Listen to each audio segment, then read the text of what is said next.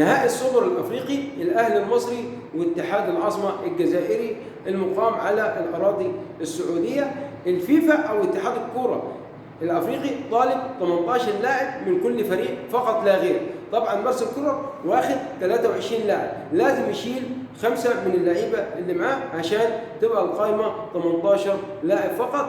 محمد صلاح يشارك في جائزه افضل لاعب في العالم يوم 30 اكتوبر على الاراضي الباريسيه او عاصمه فرنسا باريس. محمد النني والخبر الجميل انه رجع للتدريبات الجماعيه مع الارسنال. السلام عليكم ورحمه الله وبركاته، من اسوان احييكم، اتمنى من الله الفيديو ينال اعجابكم والاشتراك في القناه. طبعا مارسيل كولر كده مطلوب منه 18 لاعب فقط في القائمه اللي هيقابل بها اتحاد العاصمه الجزائري في نهائي السوبر الافريقي. طبعا كده انتوني موديست مشاركته ضعيفه جدا او تكاد ضئيله في النهائي الافريقي لجاهزيه صلاح محسن ومحمود عبد المنعم كهربا. اذا كده ضعف مشاركه انتوني موديست في المباراه النهائيه. هنقول خبر حلو على محمد صلاح. محمد صلاح هيشارك في جائزه افضل لاعب في العالم في العاصمة باريس لفرنسا يوم 30 أكتوبر الشهر اللي جاي إن شاء الله. وإن شاء الله محمد صلاح يكون له حظ، لأن أنا شايف معظم الناس المترشحة ثابت الدوري الإنجليزي، اللي راح السعودية اللي راح أمريكا، فممكن الطريق تكون فاتحة لمحمد صلاح وإن شاء الله يكون له نصيب.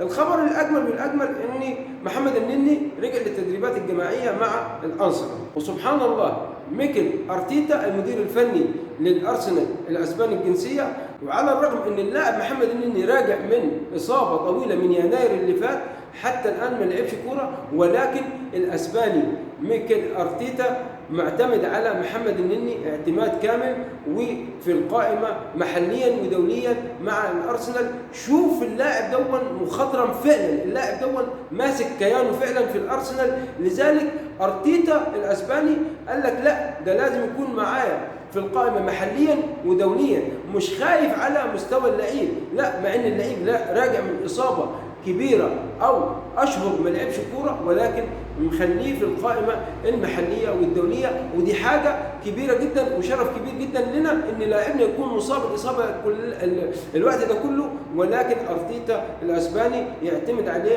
في القائمة الدولية والقائمة المحلية. عودة حميدة إن شاء الله يا نني. أخبارنا النهاردة انتهت وليس بيننا نهاية، والسلام عليكم ورحمة الله وبركاته. أتمنى من الله الفيديو ينال إعجابكم، من أسوان أحييكم، أتمنى الاشتراك في القناة.